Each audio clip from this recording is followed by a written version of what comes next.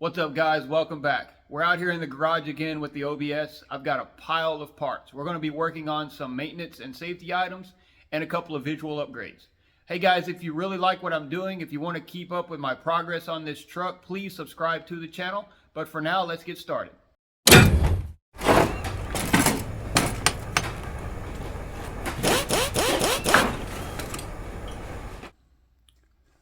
So this is my pile of projects for this round. I forgot what round we're on, round 8 or something like that.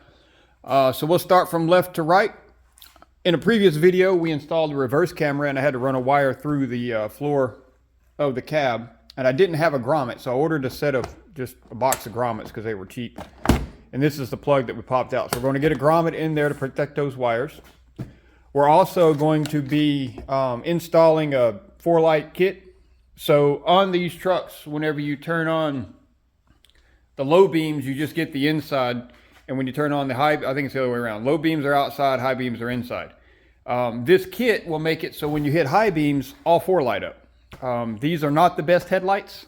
They're not the best technology. I mean, no, they're older, 34 years old. So I'll take anything I can get. And it's getting darker now. So I'm having to come home at night, you know, after dark a lot, coming home from work or from the gym. So that's going to help. And also, when we put the drop on the truck, it doesn't set the same angle that it used to. So the headlights are pointing high right now. The low beams are pretty good. The high beams, they hit the top of the trees. So we're also, after we get this this kit installed, we're going to go ahead and repoint the headlights and get them to the right angle to make them work as best as possible, you know, because they're not that good in the first place. So next up on the list is going to be a full brake job. I've got new rotors. And with these trucks, the rotors and hubs are all one piece. You can't just swap the rotors. So I got those. We got some new brake pads. And I'm going to go ahead and replace the hoses that go to the calipers because I know that they are known to, the inside of the hose will collapse and cause the calipers to stick and not release. So while we have everything apart, we're going to go ahead and replace those. And since I have to disconnect the calipers to do that, we're going to go ahead and paint the calipers red. And we're going to flush as much of the system as we can, at least in the front. So I got a big bottle of .3. So that's going to be brakes. The brakes work good. If you watched my other videos when we did the drop kit, I showed you guys, and you can kind of see through this wheel that these rotors are pretty dished. I don't know if you can see in there, but they've got a good lip right there.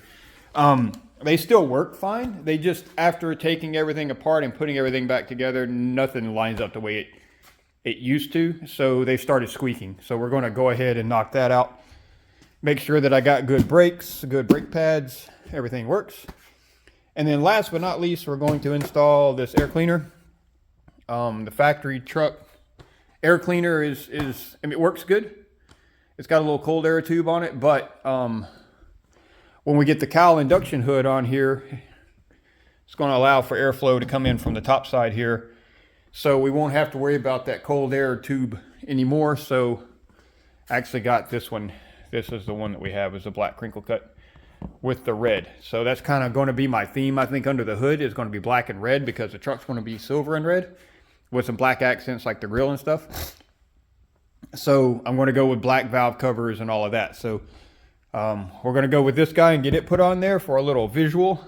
So when I get the cowl hood, which should be done this week, we'll have something to look at under there. So, all right, let's get started.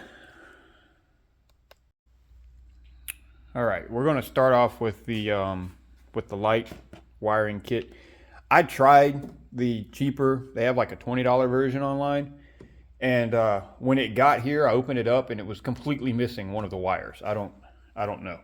So I sent it back and I just splurged on the more expensive one. This is the painless kit, and it is probably 40, 45 bucks, but I know it's going to work. Where that other one was kind of sketchy. So the other thing we need is somewhere to get power from, both for this light kit, and I eventually plan on putting an amp and a sub in the interior when I redo the interior. So we've got to upgrade the battery post on the positive side to one that accepts a power loop. So that's what this guy is. This replaces this.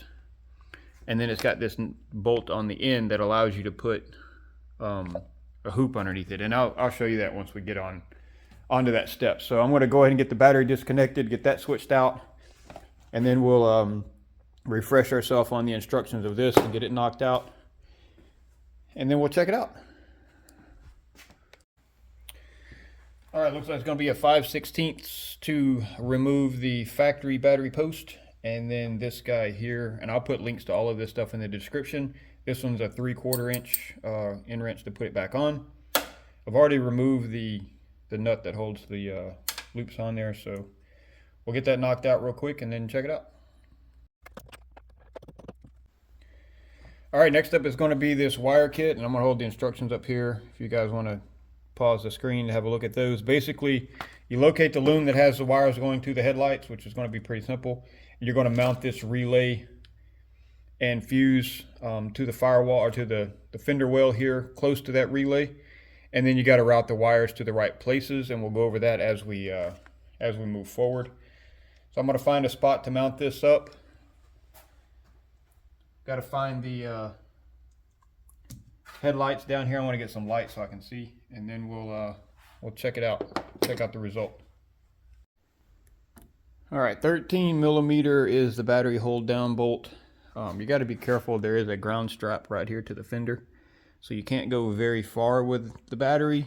I can unhook that if I need to, but I'm going to try not to, because we got pretty decent access to the wires down there.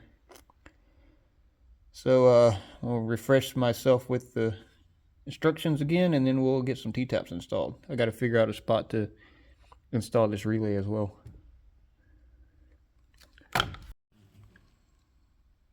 All right, so I use my little endoscope to make sure that this box here is completely hollow, so running screws in it's not going to hurt anything or hit a radiator or anything.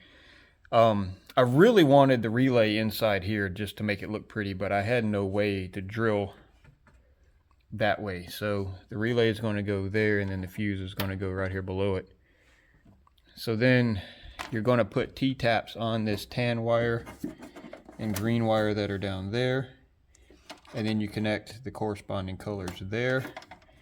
And then you run the red wire, which is way too long, to the battery. Pretty straightforward. So let's get it knocked out real quick, and then we'll see how it works.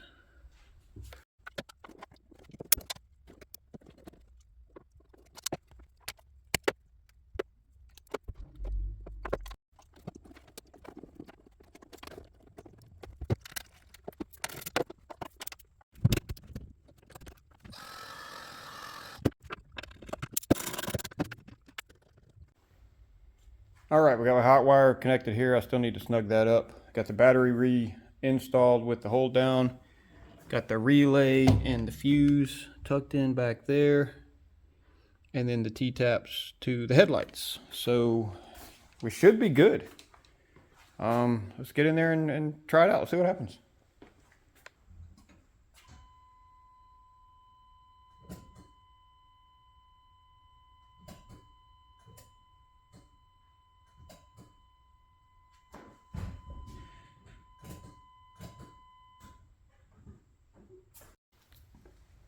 All right, so that was pretty straightforward. That painless kit was painless, just like the name states. Really easy to connect. All the wire colors matched, so it was a no-brainer. Headlights light up, low beams and high beams at the same time. And one thing I'd read about some reviews of other kits was that the high beam indicator on the dash stays on all the time. And I verified that it does not. When you have the high beams on, it lights up. When you just have the low beams on, it turns off like it's supposed to. So that's a relief as well. So I think while I have the hood open, I'm going to go ahead and change out this air cleaner. And then we'll roll the truck out into the driveway and get set up to repoint the headlights using these screws in here. Do that, and then we'll get started on the brakes. Cool. Progress. All right, let's unbox this guy and get a look at it. It's going to be kind of hard to do one-handed. Hang on.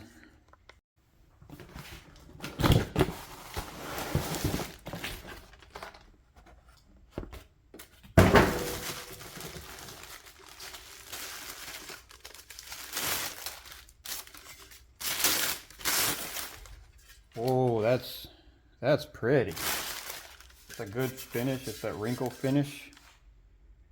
Nice bright red Chevrolet. Good looking filter.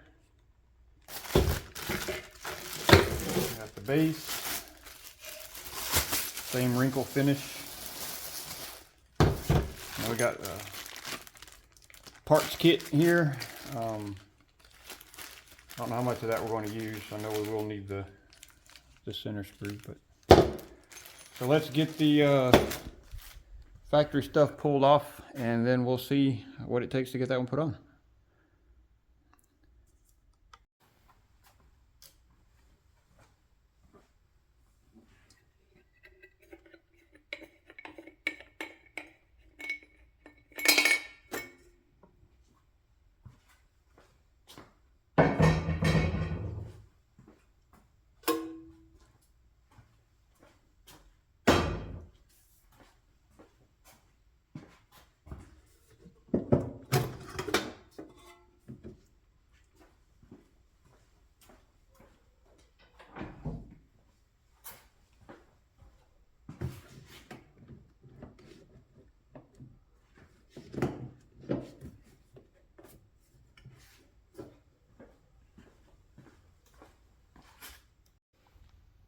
All right, on this truck specifically, it looks like that's going to be the best access for the headlight wires, way down there in front of the battery. So I'm going to have to probably pull the battery and move it over. But you got like a creamy colored wire, a black wire, and a green wire and a black wire. So they disappear down under the fender, and I'm assuming they run inside the fender that way. So there's really no other access to them. So I'm just going to pin the wires in. You just use T-taps, so I'm just going to hit them there once I move this battery out of the way, and we'll just do that. All right, let's unbox this guy and get a look at it. It's going to be kind of hard to do one-handed. Hang on.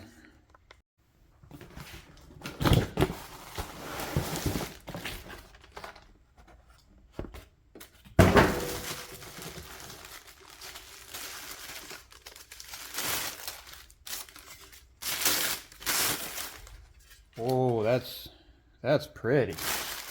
It's a good finish. It's that wrinkle finish. Nice bright red Chevrolet. Good looking filter.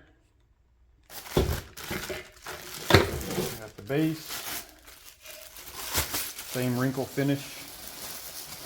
Now we got a parts kit here. I don't know how much of that we're going to use. I know we will need the center screw, but so let's get the factory stuff pulled off, and then we'll see what it takes to get that one put on. Well guys, that was pretty much a waste of time. So everything I read online said that this would fit a TBI 350, and it doesn't. So because this base drops so low, it's not just hitting this stuff here, it's hitting like the top of the coil pack right here. I don't know if I can get some sort of like a spacer here, but this doesn't, like, it's not even close. It's got about a ½ an inch. It needs to go down further. So it looks like this is going to have to wait until I switch out to the carb type intake and the EFI system that I'm going to use. So this will have to go on the shelf until later. I'm going to see if I can put the pretty lid on the factory one, but I think it's going to look funny. So we'll see what that looks like, but it looks like this one's going to have to wait. All right, guys, I put the factory one back on there. I couldn't even get the pretty lid to fit the this center stud. Wasn't long enough, and then I found a standoff to make it longer, but then it was too long. So guess I'll have to wait. All right, so I'm going to roll it out, and we'll get started on the headlights. All right, back out of here in the driveway. We got the tape measure out. 25 feet is the number we're looking for. 25 feet to the headlights of the truck from the garage door there. And from what I've read online, you want a 4-inch drop from headlights to the 25-foot mark. So I'm going to measure the headlight height from the ground and then mark 4 inches shorter than that on the wall. and then we'll turn on the headlights and see where they're at. So I was looking around here, and there's a screw here, one here, and then one down in there. So oh, there's one there too, so there's 4. It looks like you can point the highs and the lows separately. I'm assuming one is left to right and one is up down, but we'll figure it out as we go, because I think one side is higher than the other. We need to level them as well. So let's get everything marked up and get started.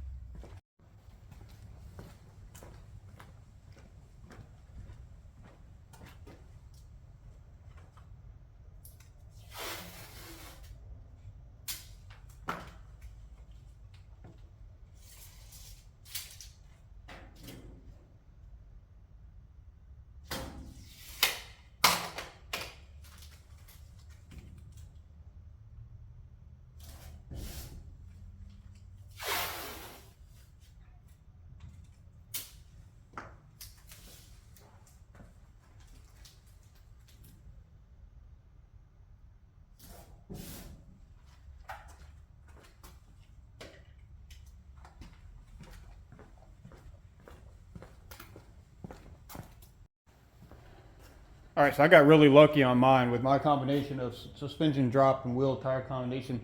My headlights are basically 29 inches to the center of the housing.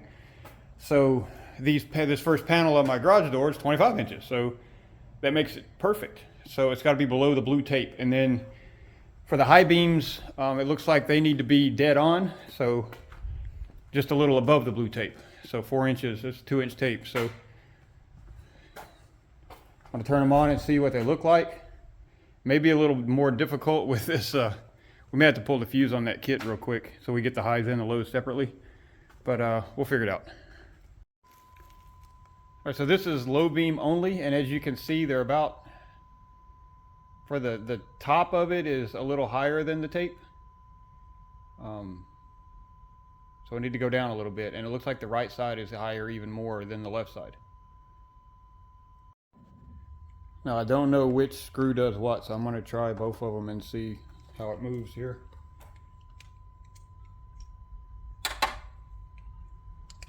So this screw here, let's see what it does. Looks like it's going up, needs to go down. There we go. So I'm assuming this one is probably going to be left to right, which I don't really know how to adjust with this.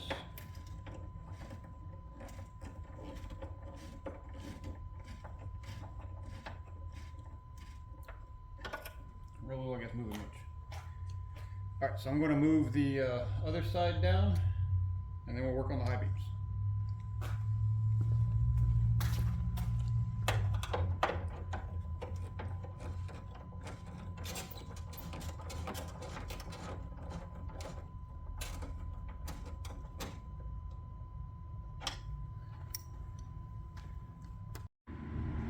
All right, so I was turning the angled screw here to do the up down, and this one that's down in that hole is the left right. So turning this one, adjusted them up and down. As you can see, they're setting level with the tape now. So I'm going to go ahead and turn on the high beams and see what they look like. They may be crazy though, because I think the high beams are pointed to the sky. Oh yeah, they're way up there. So those need to come down a lot, but without bringing down the low beams. So let's see if we can figure that out next.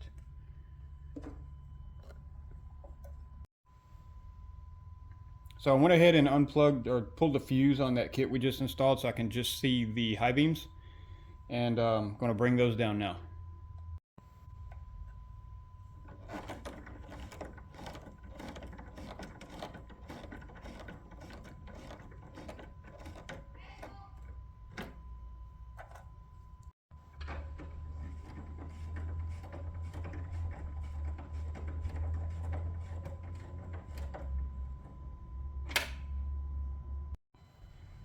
right, so we got the high beams down just above the line, and then the low beams are just below the line, or right at the line. I think that's going to work pretty good. Now I'm going to put the fuse back in so we get all the lights at the same time and see how that coverage looks. You have to excuse the beeper, it's just the headlights are on. Alright, low beams, quad beams. Oh yeah, that's a good coverage. And then go back to low beams and hit the fogs. Yep, I think that's going to work good. Awesome. Alright, so high beam adjustment up and down is going to be this little one here in the front. Same thing on this side. There's another one that's down in that hole. I'm assuming that's left to right. I don't have a reason to move them left to right, and they look pretty straight to me, so I'm going to leave them alone. I don't have a star bit like that, but I was just using a 1/4 inch, just a 1/4 inch socket, and it locks on there good enough to turn it without stripping or anything. So looks like that's done. We're going to get the truck back in and get ready to do the brakes. Alright, so I got the wheels zipped off, got everything up safe on jack stands. As you can see, there's a, I don't know if you can see it on the camera, but there's a really, really thick lip on the edge of these. They're dished pretty good, which I mean is understandable for as old as the vehicle is. So those need to be replaced. But first I'm going to pull these calipers because I want to replace them, or I want to paint them. So I need to get them off, get them cleaned up, and get paint on them so they can dry while I'm working on the rest of it. So we're going to knock that out real quick, get that disconnected, get the hose off, and get those cleaned up with a wire wheel and get some paint on them. Cool.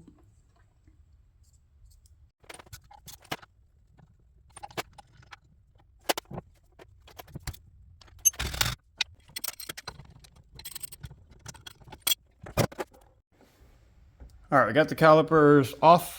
For that, you're going to need a 3/8 hex and an 11mm socket for the brake hose. So we got those off. Be sure you put something down to catch your brake fluid. I didn't realize so much was going to drip. So I missed it at first, but we got both of those off and got them over here on the table. I guess the previous owner did a brake job on it because the brake pads still look really good. But those rotors are just trashed and they're squeaking really bad since I took it apart and put it back together. So I'm going to clean these up and get a wire brush after them, tape off the bits I don't want to get paint on them, and then we'll spray them.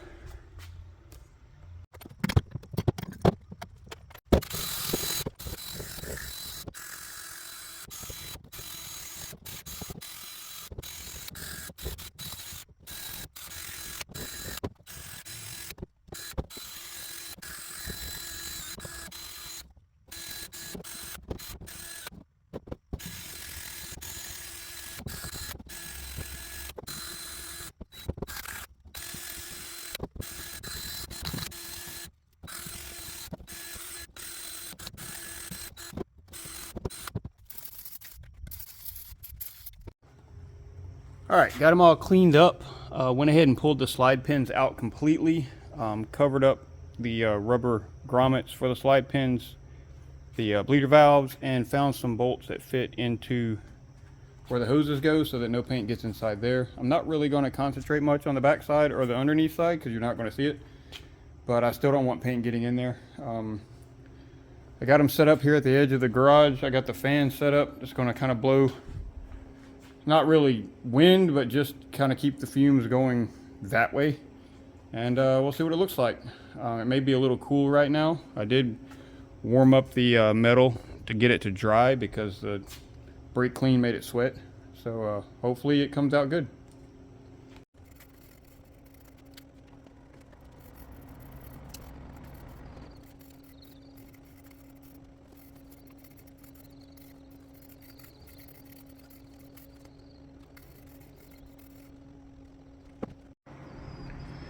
Alright, we kind of hit that with a light coat and then a couple of thicker coats. The coverage looks pretty good. I think the metal's still a little cold. You can kind of see it bleeding through on the edge there. So I'm just going to let this dry and work on something else, and then we'll come back for a second coat. Maybe even wait till tomorrow when maybe the sun will be out. So we're going to let that set, and we're going to work on getting these rotors changed out while that's drying.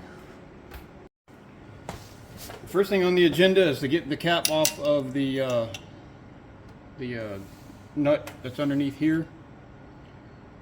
I may have to go get some more of these. I didn't think about it when I was buying parts. I may destroy this thing trying to get it off. Let's see what happens.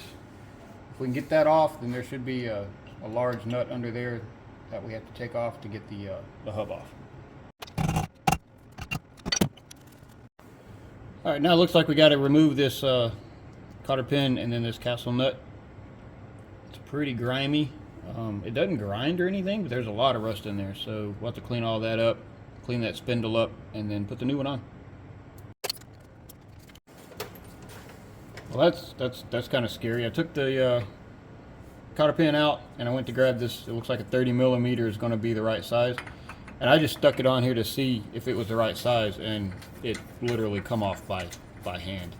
I'll have to check the torque specs on this, but that was not torque to spec. I can guarantee you that, because it literally come off just by me messing with it.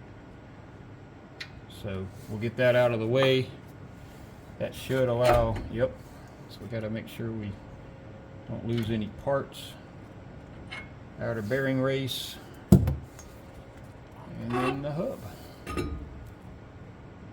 It looks really good. I mean, the bearings are good. The grease looks new. It's just got a heck of a lip on this front side. I'll show you here. Let me set it down.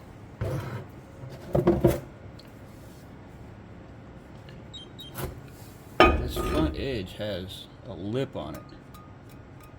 It's not supposed to. Alright. So I'm just going to leave that grease because it's good looking grease. And we're just going to slide the new one on. Cool.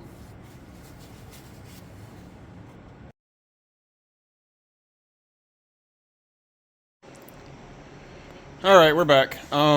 So I got ready to put the new hub on because the instructions or the description on the website says ready to bolt on. But if anybody, if you know what you're looking at, there's no bearings. Awesome. So I didn't want to reuse the bearings that I had because although they spun smoothly, that the whole point of this is to get rid of 34-year-old parts. So, quick run to the hardware store. I've got inner and outer bearings. I've got bearing seals, cotter pins just in case, and I grabbed this bearing packer and a tube of grease because I don't know how much is left in my grease gun. So, looks like I got to learn how to pack bearings. I was hoping that they were already in there and I could just throw these in, but that is not the case. So, get some bearings packed, get these put back on. I'm gonna have to look up the torque specs on that bolt because it was not torqued correctly in the first place. And then we'll be back where we started. I'm also gonna take a wire wheel and knock some of this, because I'm painting those calipers, you know, I want them to look good, so I'm gonna knock some of this off too so it looks good as well. So we'll take care of that and keep moving forward. That's all I can do. Alright, so the guy at the hardware store said this was a pretty good bearing packer. He said he had this one at home. So basically you put the bearing in between the halves, clamp it down, and then you connect your grease gun to this tip, and it pushes grease into the bearing until it's full. So let's try it out together, and once I figure it out, then I'll go knock out the rest of them. Alright? Alright, so I got the bearing. You can see it down in there. You just kind of snug up the cones, just like that. And then you put the grease gun on here, and you hit it. But the thing is, I've never done this before, so we're going to kind of learn as we go. Got some cardboard down here to kind of keep it off of my work area.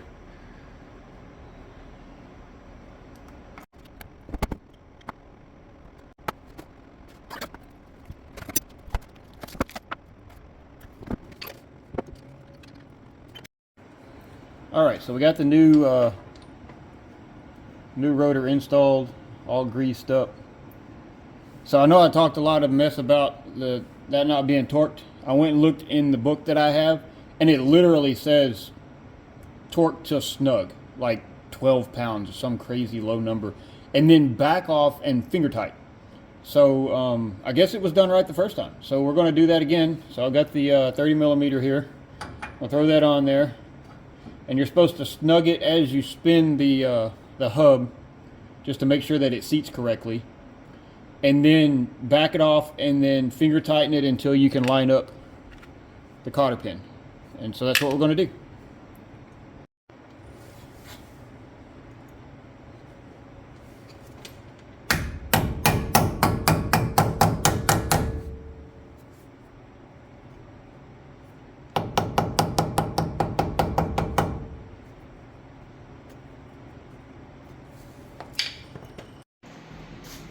All right, so we've reached a good stopping point for tonight. I got both sides installed, as you can see, and I went ahead and threw a little bit of paper up here to block it and painted this part I said I was going to clean up, because that's about all you're going to be able to see with the wheel on, and I didn't want it to look bad with that big red caliper there. So these are installed and spinning freely and cleaned up. Got the other side over here as well. The garage is trashed, but they are ready to receive the calipers and the brakes tomorrow. Calipers are over here. Got a good coat of paint. Got them moved inside so that they don't get any bugs in them or anything like that. Let them dry. I went ahead and cleaned up the slide pins and then greased inside and then got some grease on the outside. I picked up the brake lube grease when I went to the store earlier. So those are ready to go back in. So what I have left right now is going to be replacing these soft lines, and then from there it'll just be putting everything back together. So typical brake job. I want to replace these because, like I said earlier, they have a tendency to come apart on the inside and lock up your hub. Back in high school, when I had my other 89, it did that on me and stranded me because the brakes wouldn't release. Had to sit there for a couple hours and wait on them to relax. So same thing for this. I'll have to trace up to where that hose goes until it hits a hard line, and then replace those, put everything back together. So for you guys it'll just be a second, but for me it'll be tomorrow. So let's go. So it's not tomorrow, it's still tonight, and I kind of figured, since I'm already dirty and stuff, that I go ahead and knock out these hoses. So you got a hard line here that you have to undo with a 9/16, and then the hose clips into that bracket there with this this tab. You just use a screwdriver to knock it loose. And so I'm fixing to put the new one back on real quick, knock out the other side, and then we'll call it done. Alright, hopefully you can see this side a little better. So this is before I've really done anything yet. That's the hard line connected to that rubber line and that clip right here. So I'm going to take that apart real quick. So you got your 9/16 situated here.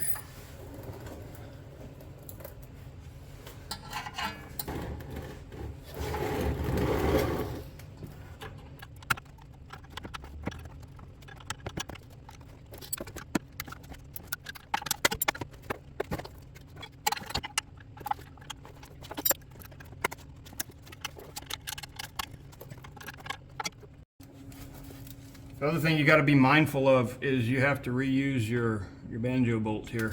The new hoses come with new washers, but no bolt. So you just got to take this bolt out of this. Take that bolt out, take the washers off, and put new ones on it, and then put it back in there.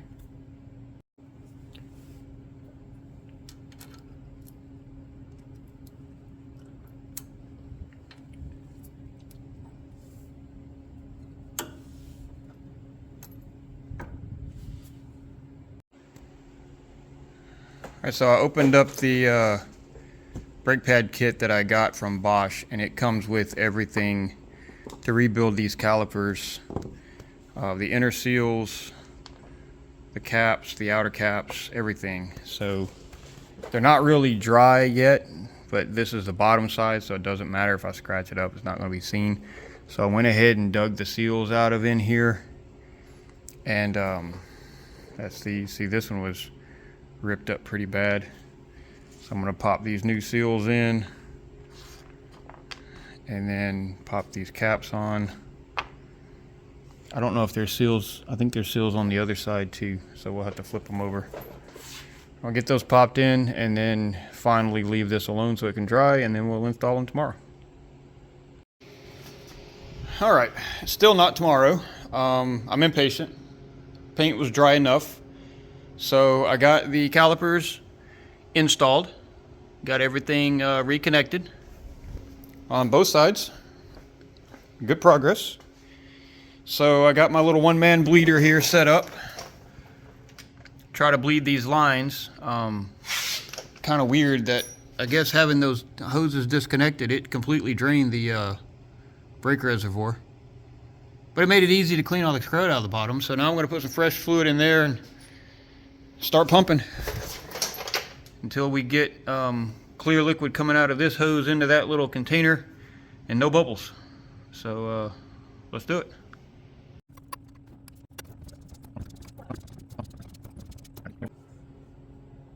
All right, so I had my helper come help me pump the brake pedal while we got these bled out.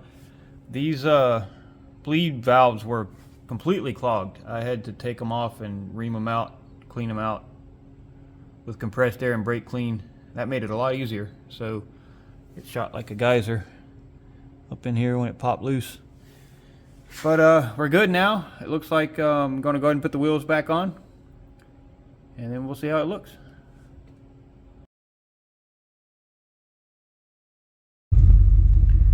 Alright, so it doesn't get a lot darker than this in this area. We've got a lot of light pollution, so this is the darkest road I could find. So this is the low beams with the fog lights on. I can kill the fog lights so you can just see the low beams. And then when we hit the high beams, yeah, that's a game changer. That looks so much better. I can actually see to the end of the road. My old high beams were like in the trees up there and nothing on the road. So this is great. I really like that. I'll put the link for the kit in the description for sure. I'm going to go ahead and knock brakes off the list real quick. Progress is always good. I didn't write the headlights up here. That was kind of a spur of the moment thing. So we don't get to mark that one off, but one thing off the list. Alright guys, that's going to pretty much wrap it up for this one. We got the brakes done, we got the headlight kit installed. Unfortunately, we didn't get to do the air cleaner, but that'll come at a later date once I start on the engine modifications. I really hope you guys enjoyed hanging out with me out here. We got a lot done, and I appreciate you guys keeping me company. If you enjoy this content, please be sure to subscribe to the channel and make sure you hit the notification bell so you get notifications whenever I upload new videos, so you can keep track of my progress on the OBS. And that's going to finish this one up. You guys have a good one and rock on.